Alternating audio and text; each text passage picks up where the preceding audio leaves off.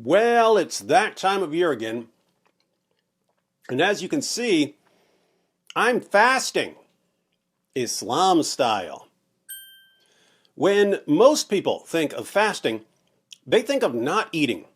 They think of abstaining from food. But in Islam, aka opposite world, fasting means gorging yourself with food multiple times per day. I guess you could say that Muhammad's followers are abstaining, in a weird sense, during Ramadan.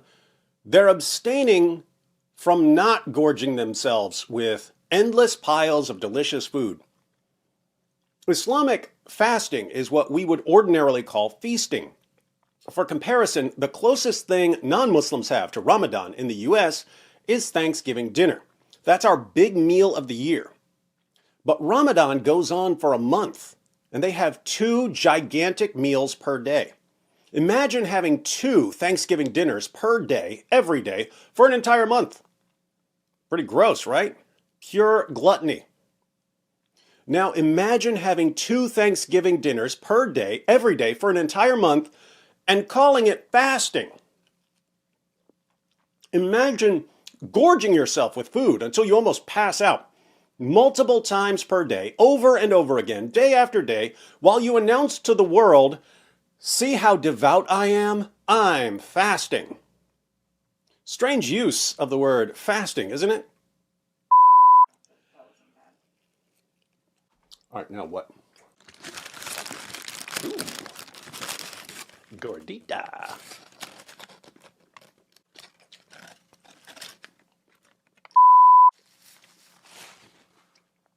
Ramadan fasting is what we might call trans fasting. It's feasting that identifies as fasting. As such, our Muslim friends are to be accorded all the rights and privileges of the LGBTQ community, which means that the rest of us have to agree with them that shoveling giant plates of food into their mouths is, indeed, fasting. Milk.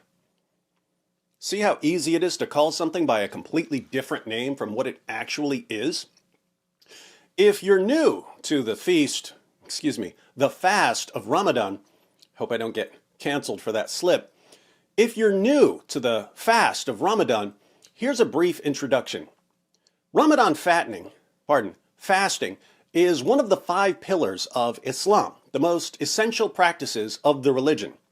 Ramadan is the 9th month of the Islamic lunar calendar.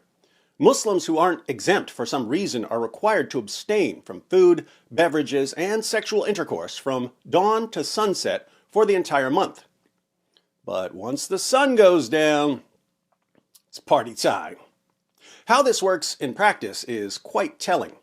In practice, many Muslims simply reverse their day-night sleeping schedule. They sleep during the day and stay up eating all night, with special emphasis on 2 huge meals, one after sunset and one before sunrise. So, in practice, Muslims who are fasting get together and gorge themselves with food at night, then gorge themselves with food early in the morning, then sleep all day. They wake up in the evening after a long day of sleeping and gorge themselves with food again. Then they snack all night and gorge themselves again early in the morning and again sleep all day. They repeat this cycle for an entire month.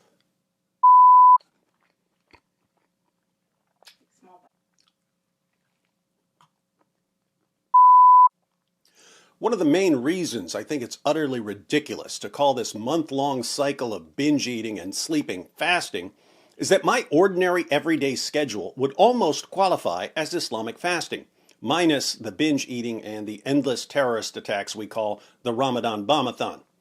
As many of you know, I have 5 sons.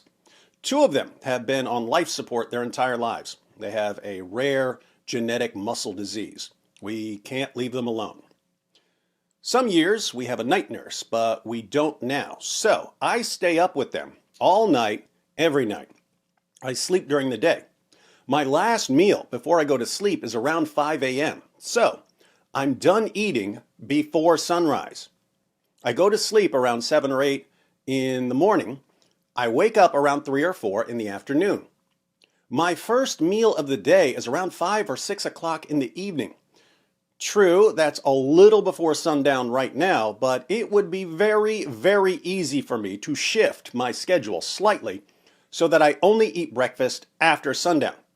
Now, if I were to shift my schedule slightly, eating my first meal after sundown and eating my last meal before sunrise, can anyone say, with a straight face, that I would be fasting? According to Islam, I'm almost fasting all year long. Should I go around bragging about what a devout religious person I am because of all the fasting I do? Do you have any idea how insane that sounds? Think about it. Lots of people around the world, and lots of people down through history, eat their last meal of the day around 6 or 7 p.m.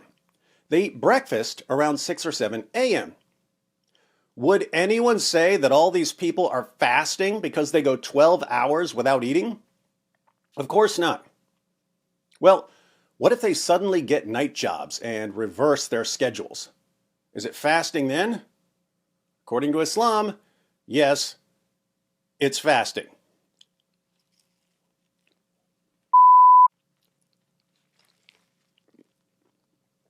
Wow, that is a delicious chicken sandwich. Ah! It's Chick-fil-A. It's a Christian chicken sandwich. On behalf of cultural critics everywhere, I would like to issue this heartfelt apology to the trans fasting community for hurting their religious feelings by devouring a delicious Christian chicken sandwich during the month of Ramadan. Ramadan. I gotta have some of these waffle fries though. I call them fasting fries. If I got paid for product placement, I could buy Twitter from Elon. This is bad. I'm stuffed. How do I keep this up for an entire month? I need to go purge. All right, I'm back and ready for Ramadan round 2. According to scholars, Ramadan is Arabic for eating disorder. Vimto is now like the official drink of Ramadan. It's pure sugar. I think Vimto is the Arabic word for diabetes. Tastes like carbonated cherry pancake syrup. You may be wondering, David, why do you care about this trans fasting? If people who are gorging themselves with food want to identify as fasting, who are you to judge? Well, there are two main reasons I'm talking about this. One, Ramadan is destroying Muslims physically. And two, Ramadan is destroying Muslims spiritually. First, the physical. We don't need a prophet to tell us that filling your belly with horribly unhealthy food multiple times per day for an entire month every year is bad for you. There's a sharp rise in hospital visits during Ramadan, many of them due to digestive problems. There's a surge in uncontrolled diabetes cases because of Ramadan. Thanks to Ramadan, obesity is on the rise in Muslim countries.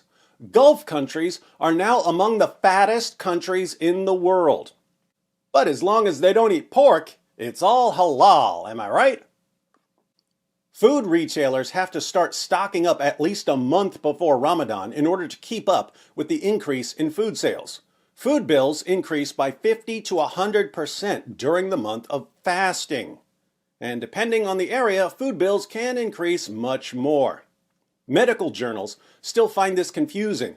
They say things like, surprisingly, weight gain and not weight loss was reported after Ramadan by Saudis, which indicates timely needed lifestyle and dietary modification programs for a population which reports one of the highest prevalence rates of diabetes. Yes, shocker, a month of binge eating every year leads to health problems. There are tons of studies reporting these kinds of issues. And when you point out what Ramadan is doing to the Muslim community, Muslims reply, but we don't all do that. Okay, there may be exceptions, but the statistics show this is a massive problem everywhere Islam goes. But it gets worse. Keep in mind that not everyone who's trans fasting can sleep all day. Some people have to go to work during the day after partying all night, but then they can't even have a sip of water while they're working, leading to a range of medical emergencies, heat stress, traffic accidents, and so on. But as long as they don't drink a beer, it's all halal, am I right? Productivity drops between 35 and 50% during Ramadan. Imagine being less productive while giving yourself diabetes and going into debt to pay for all the food you're shoving down your gullet. What a religion. Islam? More like morbidly obese-lam. So, Ramadan causes lots of health problems for trans-fasting Muslims, but that's just the physical. There's also the spiritual. Muslims claim that they follow Jesus. They say, we follow Jesus more than you Christians. Now, what they really mean when they say this is that they follow what Muhammad said about Jesus. They claim to follow all the prophets, but they're just following what one false prophet said about all the prophets. So at the end of the day, they're still following one false prophet and no one else. They definitely don't follow the Lord Jesus Christ, who was the all-time king of exposing religious hypocrisy. In Matthew 6, Jesus condemns religious practices that are meant to impress other people, acts of righteousness that are just for show. He talks about giving to charity and prayer, and then he says this about fasting. Matthew 6, verses 16 through 18. And when you fast, do not look gloomy like the hypocrites, for they disfigure their faces, that their fasting may be seen by others. Truly I say to you, they have received their reward. But when you fast, anoint your head and wash your face, that your fasting may not be seen by others, but by your Father who is in secret. And your Father, who sees in secret, will reward you. Notice, Jesus condemns fasting that's meant to be seen by others. If you're fasting in order to earn a reputation for righteousness, your reputation is the only reward you get, according to Jesus. Apart from that reward, your fasting is worthless. Imagine a religion that demands, as one of its 5 pillars of orthodox practice, an entire month of public fasting. It's not fasting in private. It's not fasting in secret. It's fasting that everyone sees and knows about and talks about. You're praised if you do it and blamed if you don't. You literally announce to the entire world that you're fasting. That would be bad enough. But imagine what Jesus would think of this public fasting if it weren't even fasting. Imagine the level of contempt Jesus would have for a religious practice of public fasting that isn't even fasting. In other words, imagine a religion that encourages people to pretend to fast and to praise each other for fasting, even though they're actually gorging themselves with food multiple times per day. Jesus criticized people who were actually fasting, but who wanted other people to know that they were fasting. He called them hypocrites, even though they were fasting. How much worse is it to want other people to think that you're fasting when you definitely aren't? It's a double hypocrisy. Hypocrisy for not actually fasting, and hypocrisy for wanting a reputation as someone who fasts. If you made a list of everything Jesus said not to do as part of your religion, and you rolled it all up into a giant ball, you'd get Islam. The main question that remains is, why is Islam like this? Why do Muslims eat more and spend more and waste more when they're fasting than when they're not fasting? Why put a mask of piety on extreme gluttony? The answer, I think, lies at the very heart of Islam. Islam doesn't teach people to control their desires. Islam encourages people, the men especially, to carry their desires to perverse extremes. But it only allows them to satisfy these desires within an Islamic framework, thus trapping people with their own desires and using these desires in the service of the religion. For instance, if a non-Muslim man goes clubbing regularly and has sex with 100 different women, Islam will condemn him as a fornicator. But if this same man converts to Islam and joins the jihad movement, he can marry 4 women and take home sex slaves after every battle and be perfectly righteous before Allah, even if he has sex with 100 different women. Notice, same desire in both cases, sex with lots of women. But one is acceptable and the other is unacceptable, based on whether it's advantageous to Islam. Likewise, if a psychopath goes on a killing spree, he's surely going to hell, according to Islam. Unless, of course, he goes on a killing spree as a terrorist attack for the sake of Allah as part of the Ramadan bombathon, in which case his violent massacre will earn him a one-way ticket to paradise, where he'll spend eternity deflowering virgins. The psychopath wants to kill either way, but Islam provides the framework for pleasing Allah while satisfying the desire. According to Muslim sources, the tribes of Mecca were violent, lascivious, and gluttonous. Muhammad didn't change their behavior when he forced them to convert to Islam. He made their desires even more extreme and presented them with only one way to satisfy them: the Islamic way. When you can take the lowest, most animalistic part of people and convince them that it's the best part of them and that they're serving God by killing and raping and shoveling food in their faces, you've just made yourself an army.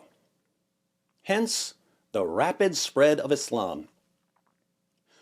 Should we be surprised that Ramadan is a month-long series of gluttonous feasts that Muslims call fasting and view as one of their highest religious duties? Not at all. When Muhammad is your prophet, you don't have someone who can give sight to the blind or raise the dead. You only get one miracle. What's the one miracle in Islam? It's this: Islam takes behavior that's normally regarded as selfish and harmful and miraculously transforms it into the will of God.